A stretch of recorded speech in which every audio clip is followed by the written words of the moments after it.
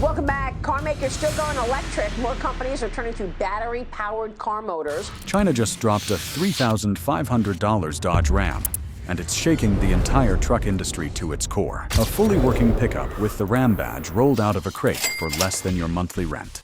And the second that video went viral, millions started asking the question automakers never wanted you to ask: are we being ripped off?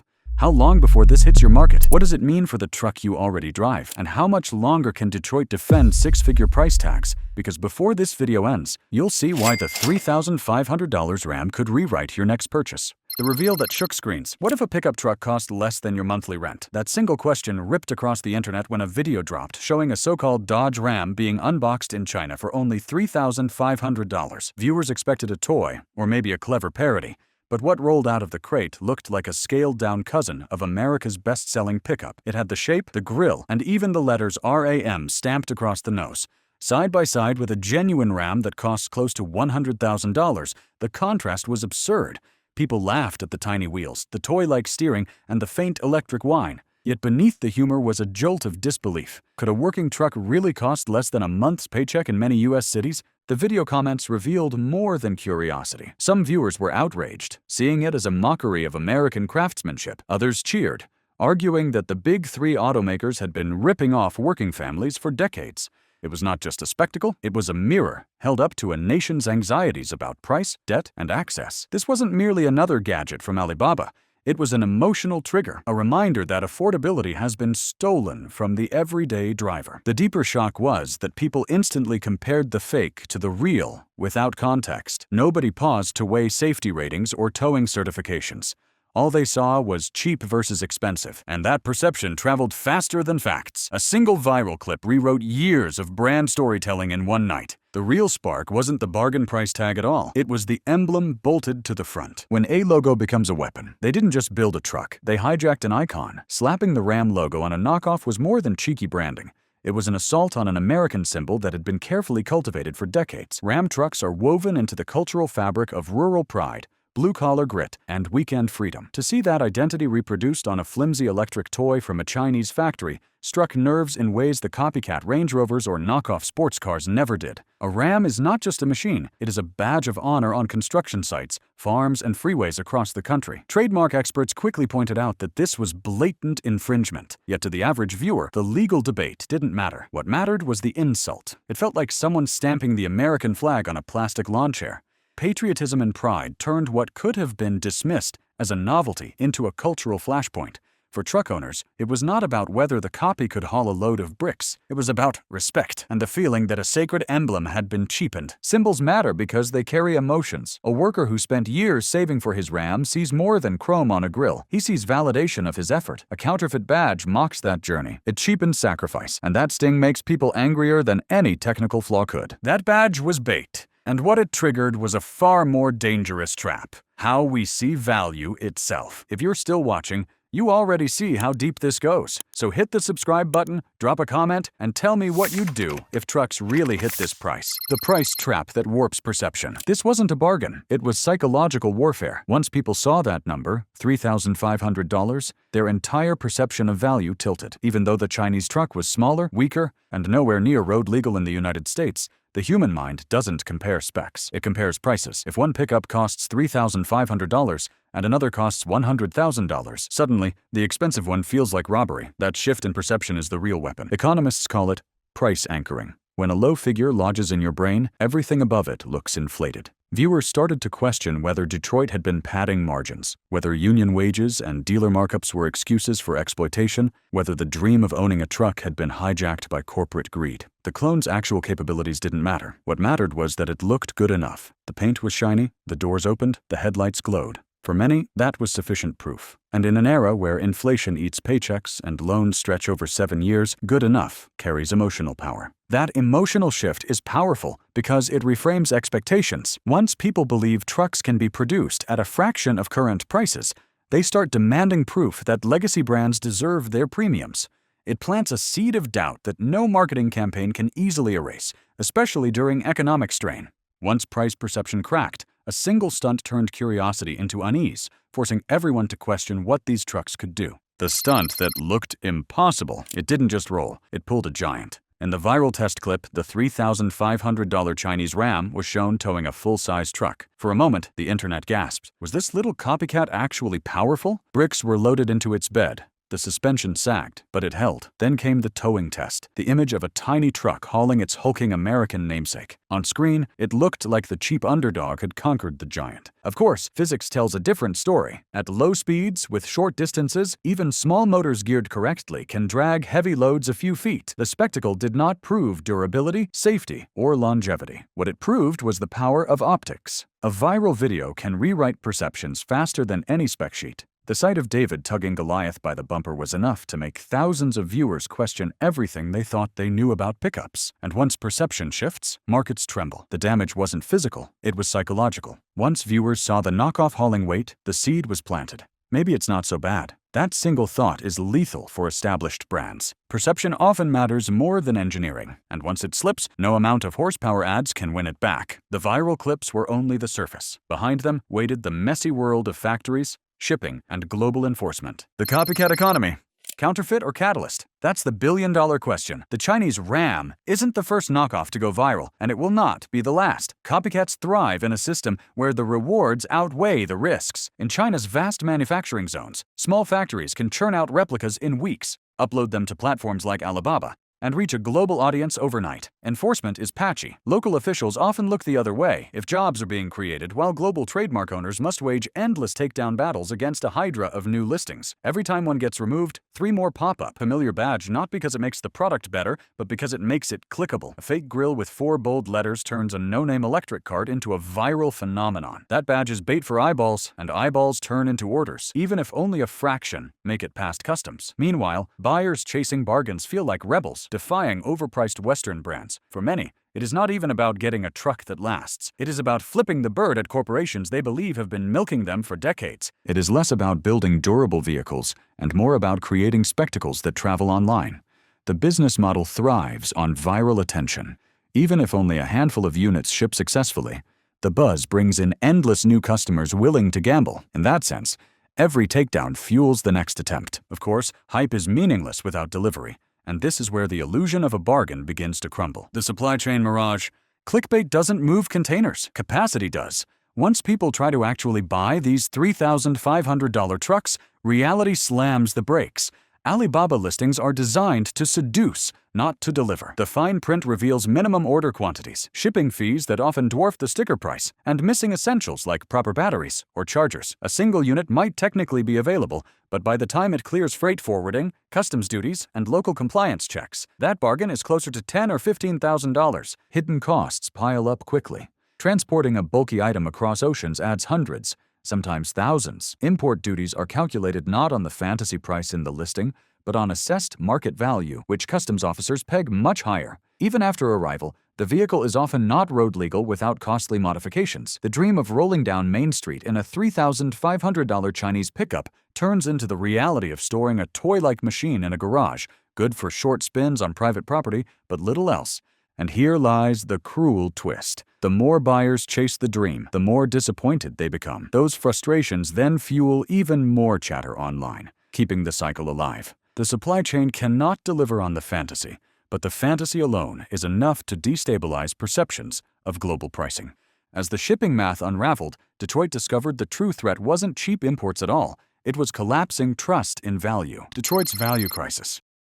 When a toy truck makes a real one look overpriced, something's broken. Legacy automakers have always defended their higher price tags with the promise of safety, durability, and dealer support. A Ram or a Ford is supposed to last for years, tow heavy loads, and keep families safe in a crash. But the viral clone undermines that argument by showing a cheaper alternative that, at least in a short clip, looks like it performs the same basic tasks. To the casual viewer, hauling a load of bricks or towing a heavier truck is proof enough. That perception eats into the brand moat that Detroit has built over a century. Suddenly, the high sticker price looks less like the cost of engineering and more like corporate greed. The dealer network, once seen as an asset, is now viewed as a middleman adding layers of expense. Even consumers who never intend to buy a Chinese clone walk away thinking they are being gouged. In markets built on trust and image, that kind of psychological hit is devastating. It is a silent erosion, not an instant collapse. Slowly, consumers begin to question whether they need the biggest, strongest, most expensive truck on the lot. Even if they never touch a knockoff, they walk into dealerships with skepticism. And skepticism is the virus that legacy pricing models fear most. Once confidence falters, opportunity opens, and someone will eventually step in to build a legitimate version of the idea. The blueprint for a legal micro pickup. Imagine if the first real automaker built a $5,000 truck on purpose. Not a knockoff, not a counterfeit, but a certified micro pickup designed to be safe, affordable, and practical for short-range use. It would not compete with full-size workhorses, but instead carve out a new category. To do it right, companies would need to add crash-tested frames, batteries that meet international standards, warranties that inspire trust, and software that passes regulatory scrutiny. The cost would rise above $3,500, but with scale, $5,000 is not out of reach. Which companies could pull this off? Asian automakers with experience in low-speed electric vehicles already have the supply chains. US or European brands could partner with them to produce localized, street-legal versions for campuses, farms, or municipalities. Such a vehicle would not replace the full-size pickup, but could sit beneath it in the market hierarchy. A new rung on the affordability ladder. The idea may sound radical now, but history shows that once a cheaper tier proves viable, consumer expectations shift forever. History shows that disruption rarely comes from where incumbents expect. Compact cars, scooters, even smartphones once seemed like novelties until they reshaped entire industries. A certified micro pickup may look trivial today, but if it lands at the right moment, it could permanently alter what buyers believe a truck should cost. The moment a real automaker enters the field, the game no longer belongs to business alone. It collides with politics. Trucks as flags. This wasn't just a pickup, it was an insult to a way of life. In America, a truck is never just steel and rubber. It is the working man's badge of honor, the weekend adventurer's passport, and a rolling symbol of pride. A Dodge Ram parked in a driveway is a statement that says, I build, I haul, I endure. When a Chinese knockoff appeared with the same name plastered across its grille, many saw it not as a novelty, but as a jab at the very identity of American workers. It was as though someone photocopied the national flag and printed it on cheap paper, selling it for pennies overseas. The outrage went deeper than marketing. For blue-collar families, the pickup represents decades of labor, generations of craftsmanship, and a way of life that politicians often claim to defend. A counterfeit Ram mocked not just the company, but the culture. It questioned whether symbols built on grit and sweat could be hijacked by overseas factories and sold back at a fraction of the cost. That sting of cultural theft explains why online comments carried a tone of anger instead of amusement. It felt like a challenge to American heritage itself. That's why the outrage went viral so quickly. It wasn't about engineering at all. It was about respect. To many, the fake Ram signaled that outsiders could cheaply imitate what Americans take pride in building. That felt like a slap, not just to truck owners, but to national identity itself. Cultural pride turned outrage into action, and the response from Washington was as swift as it was heavy-handed. Tariffs at the border.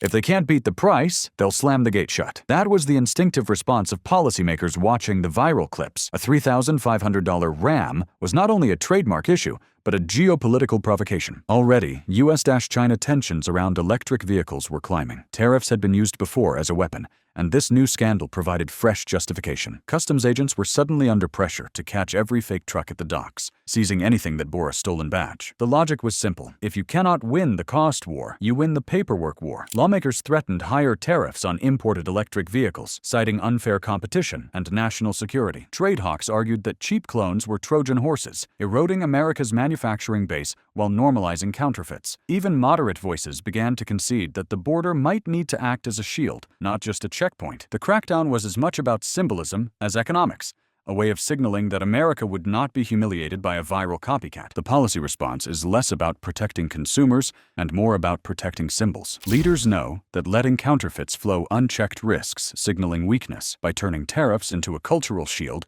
Washington can reframe the fight as defending dignity rather than merely protecting profits, and voters often respond to dignity. While leaders clashed over tariffs and borders, the shock was already echoing through factory floors and union halls. The shop floor panic.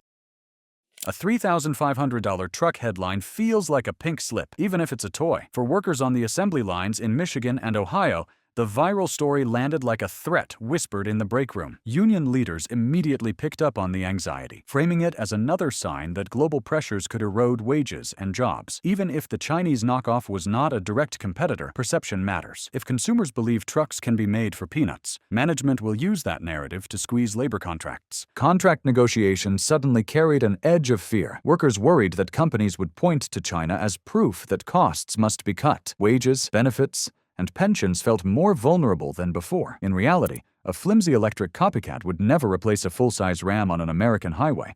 But fear is not rational, it is emotional. And emotion drives bargaining, solidarity, and sometimes strikes. The viral knockoff became a phantom competitor, haunting the shop floor long after the video ended. For unions, perception is a negotiating tool. Even if the threat is exaggerated, it becomes leverage in conversations about job security. Workers do not need proof that the fake truck is dangerous. They only need fear that its existence changes bargaining power. That makes headlines just as important as balance sheets. For workers, the threat felt immediate, yet the real battlefield was invisible, buried deep inside the batteries powering these machines. The battery battlefield.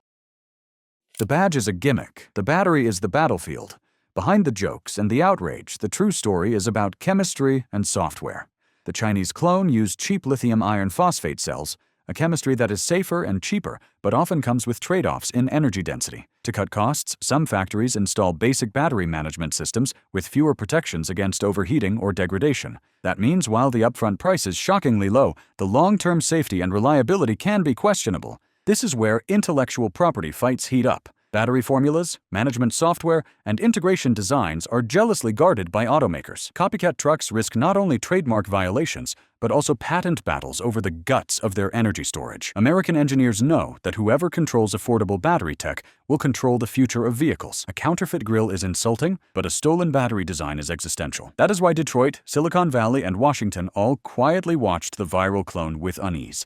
They saw not just a silly toy, but the opening move in a much larger contest. And here's the true danger. If Chinese suppliers manage to mass-produce cheap but decent battery packs, they set the cost floor for the entire world. American automakers would be forced to adapt or lose ground. That makes every knockoff a testing ground in a global war over energy dominance. Once energy storage becomes contested ground, the consequences spread far wider than Detroit. They ripple across the entire globe, where the toy becomes a tool. In Africa and Latin America, this isn't a joke, it's a solution. What looks like a meme in the United States can become a workhorse in places where budgets are thin and regulations are lighter. On farms in Kenya, on municipal streets in Brazil, and at tourist resorts in Mexico. The demand is not for luxury trucks with leather interiors. It is for affordable machines that can haul sacks of grain, ferry workers, or carry supplies across short distances without guzzling fuel. A $3,500 electric pickup, even if limited in speed and durability, suddenly looks like an answer to decades of unmet needs. Local governments and small businesses in these regions often improvise with outdated vans, motorcycles, or even donkey carts. A cheap electric micro pickup offers a step up in both efficiency and dignity. Charging from basic solar panels is possible, maintenance is simpler, and the upfront cost is within reach. For many communities, this is not about national pride or brand loyalty. It is about survival and opportunity. A truck that Americans mock as a toy can become a lifeline elsewhere. You've seen how far this ripple spreads, but the next wave will be even bigger. Subscribe now so you don't miss it, because the story doesn't stop here, and the next reveal could change your future overnight. Detroit's counterattack. If you can't kill a category, you claim it. That is the logic Detroit's Big Three may soon adopt. They know that ignoring the micro pickup wave leaves them vulnerable. The strategy is not to slash the price of full-size trucks, but to create a new tier under their own banners. Imagine a neighborhood electric vehicle sold through licensed dealerships, carrying warranties, and branded with a trusted logo. It might not tow 10,000 pounds, but it could carry a gardener's tools, serve a college campus, or shuttle city workers without burning a drop of gasoline. Dealer-backed micro pickups would protect the premium halo of full-size Rams, F-150s, and Silverados while opening a new gateway for budget-conscious buyers. Detroit would frame these as responsible, safe, and American-approved, even if manufacturing partnerships abroad kept costs down. In doing so, they would shift the narrative from embarrassment to innovation, reclaiming control of the category before copycats cement their grip. The counterattack would not be about beating China's price. It would be about winning trust. Legacy automakers may regroup, but unpredictable challengers are circling, ready to reshape the battlefield in ways few expect. The wild cards enter. What if Amazon or Tesla decided to build a $5,000 pickup? That possibility keeps boardrooms awake at night. Tech companies thrive on disruption, and a cheap, software-driven utility truck is exactly the kind of frontier they could seize. Amazon could deploy fleets of micro pickups for last-mile delivery, rebranding them as sustainable logistics tools. Tesla, which already dabbles in compact EV platforms, could strip down features and pitch a people's truck as part of its mission to accelerate affordable electrification. Even scooter firms, flush with experience in batteries and fleet operations, could pivot into small cargo vehicles. These wildcards would not treat the pickup as just a vehicle. They would frame it as a platform, a rolling computer collecting data, integrating with apps, and offering subscription-based services. For them, hardware is only the entry point. The real money comes from software, logistics contracts, and data ecosystems. If such players enter, the definition of a truck itself could shift, from a proud hunk of steel to a smart, networked service node. That possibility turns the micro pickup trend from a sideshow into a revolution. And at the end of it all, one question still matters most: yours. What it means for you. Forget the spectacle. This is about your wallet. The viral clips and trademark fights are entertaining, but they translate into real consequences for consumers. In the short term, expect more counterfeits, more custom seizures, and more political grandstanding. Prices at your local dealership will not collapse overnight, but the conversation about affordability has already shifted. That matters because perception drives policy, and policy shapes markets. In the medium term, watch for legitimate micro pickup pilots. Cities may purchase them for municipal work, universities may deploy them for maintenance crews, and businesses may test them as delivery vehicles. Each experiment builds pressure on the mainstream market to justify its high prices. And in the long term, the ladder of truck pricing itself could be redrawn. A new bottom rung, safe, certified, but radically cheaper, could become permanent. That means future generations of buyers may not need to choose between debt and dignity, because the next reveal won't be a fake Ram. It will be the first real micro pickup a major brand dares to sell you. The story doesn't end here. It's only beginning. What looks like a cheap truck today could reshape your paycheck, your choices, even your future. Stay alert, because the next reveal might hit closer than you think. Until then, watch carefully, question everything, and never look away.